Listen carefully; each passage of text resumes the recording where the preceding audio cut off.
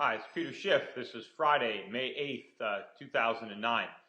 What a week as far as the stock market. You know, a lot of the bulls out there, who of course have always been bullish and missed the downturn, are very optimistic now that the worst of the recession is behind us, and they're convinced based on the stock market rally.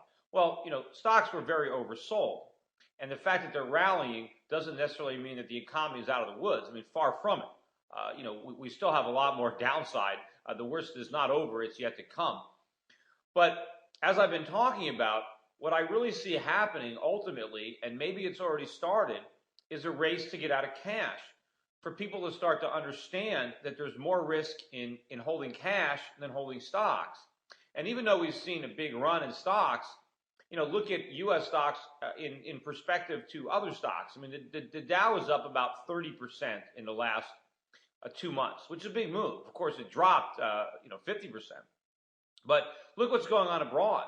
In the same 2 months, stocks in Hang Seng in Hong Kong are up over 50%. Stocks in Germany expressed in U.S. dollars, the DAX is up better than 50% in 2 months. Look what's happening to commodity prices. Look at oil hit a five-month high today. We're at about $60 a barrel. I think we can hit 70 soon and maybe back above 100 before the end of the year. Look at the surge we're seeing in gold stocks. And look at the weakness in the dollar. You know, I think all currencies are weakening based on excess money printing, but the dollar is weakening more rapidly now than most. I mean, ever since I pointed out that reversal in the weekly chart of the dollar index, it's been straight down. Today we're actually at an 82 handle. This is one of the biggest single down days I've seen in a long time in the dollar. Most currencies were up at least 2% on the day. The dollar index is now down better than 5% in the last couple of weeks. It's down better than 7.5% from where it was a couple months ago. And if you look at some of these commodity-sensitive currencies, like the Australian dollar, it's up better than 20%. New Zealand dollar is up close to 25%. Canadian dollar is up, I think, over 10%. You're seeing a lot of strength in these commodity-based currencies. And I think this is all because of inflation and not because the U.S. economy is certainly in better shape than people think. Now, I do believe that the global economy is not nearly as weak as people thought, because I think once they get over the shock of losing America as a customer, I think that they can be fine being their own customers and consuming more of their own production without loaning money to us. But the U.S. market is still, I think, a bad place to be, and the U.S. economy is in trouble. Look at today's job numbers. When the economic numbers come out slightly less horrific than the consensus, they pop the champagne. I mean, we lost, I think, 540,000 jobs for the month, and we revised, I think, previous months to extra losses. But Wall Street is happy because we didn't lose over 600,000. You know, unemployment moved up to 8.9%. This was a lousy jobs report, but because it wasn't as awful as some thought, suddenly things are turning around. And in fact, if you actually look at the numbers, better than 100,000 jobs were added by government. Now, government jobs don't add to our productivity. They subtract from it. We have to support those jobs. Most of the government jobs were added in the Census Department. Apparently, we have to take a census in 2010. Now, I actually heard Mark Zandi, the chief economist at Moody's.com, who is highly regarded, who absolutely knows nothing about economics. He was on CNBC this morning actually talking about how great this was that we had to do the census.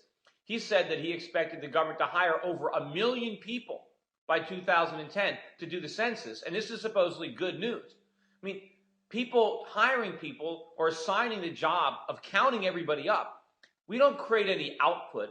Those census workers don't add to our productivity by simply counting the number of Americans that there are. I mean, if we could really increase the economy or improve the economy by hiring census workers, why not just hire 2 million? Why not hire 3 million? Why not double and triple count? I've got an idea. Why not give all the census workers, instead of having them use computers, give them all abacuses. Let them keep track that way. Maybe it'll take 10 million people to do the census without using any electronics. I mean, it's all nonsense. I mean, if we're going to assign people to counting, to doing a census, that's workers who can't do something more productive. That's a waste of resources. I mean, maybe we need to do a census. I know the Constitution, I think, mandates it. But you know what? The fact that we have to do a census at a time when the economy is such a mess is not a good thing.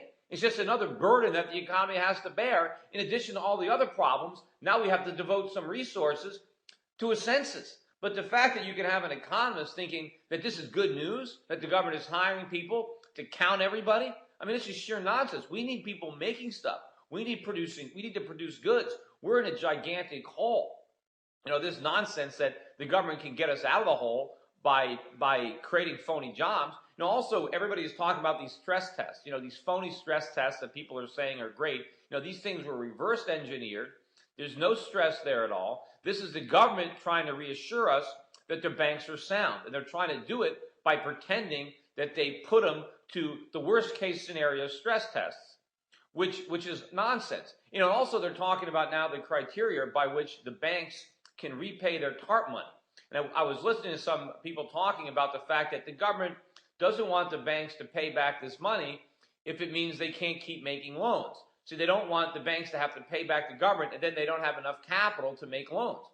Well, the reality is if the banks don't have the capital, they shouldn't be making loans. You need savings. And if the banks don't have the capital to make loans, the government shouldn't just print up money and give it to them, so they should keep lending. They need to stop lending. That's what the market wants. This government interference in the market is part of the problem. You know, I put up on my website a very good white paper about Obamonomics, and you can download it. It's free.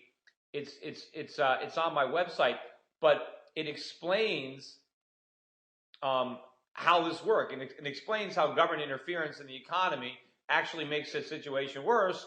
And you know, I've been talking about it, but here it's another perspective. But it's a good paper that's on the website Europac.net. You know, also I was listening to another guy on CNBC. It's just amazing. This guy Ron Insana, who used to be a commentator and then started his own hedge fund, Insana Capital. I think that he's since shut it down. I'm not sure. Maybe he's back on CNBC. But he was talking about inflation, and he was assuring the moderator on the show that inflation is at least 5 years away, that there's no way we're going to have this massive deflation and have to worry about inflation anytime soon. And that seems to be the consensus. Inflation is a huge problem. It's a huge problem right now. It's the reason that stock prices are rising. It's the reason that the dollar is falling. And in the short run, inflation is very intoxicating because as inflation causes prices to rise, people can misinterpret this as genuine economic growth. They see stock prices going up. They think this is real. This is all the result of inflation. Also, one final thought. You know, I've been getting a lot of emails and people have been calling me, and I've had a few people stop by my office trying to talk to me about running for Senate here in the state of Connecticut. I know there's even been some websites up devoted to this campaign, and people constantly call my radio show when I speak. People are asking me, am I going to run for Senate? I've had reporters call me about this. And in general, I've simply said that I had no interest in the Senate and, you know, I wasn't involved in any of these efforts or talking about me running for the Senate. But, you know, a lot of people have asked me, and I want to give a definitive answer. In the past, you know, I've said I wasn't interested, but I never 100% closed the door. So what I'm promising to do is I am seriously considering whether or not I want to run for Senate in Connecticut, whether it's feasible. I want to look at all the pros and cons. I want to, you know, weigh the situation, but I want to come up with a definitive answer, yes or no, on whether or not I will run for the Senate. And I'd like to come out with that announcement sometime within the next several weeks. But I can promise everybody who's asked me about this, I am considering it. I am giving serious consideration to that possibility. I am making some phone calls. I don't know for sure what I'm going to do, but I do promise to come to a decision shortly, and when I have that decision, to make some type of announcement, and that will settle the issue once and for all. Anyway, thanks everybody for tuning into the video blog, and have a great weekend. I'll be back again next week.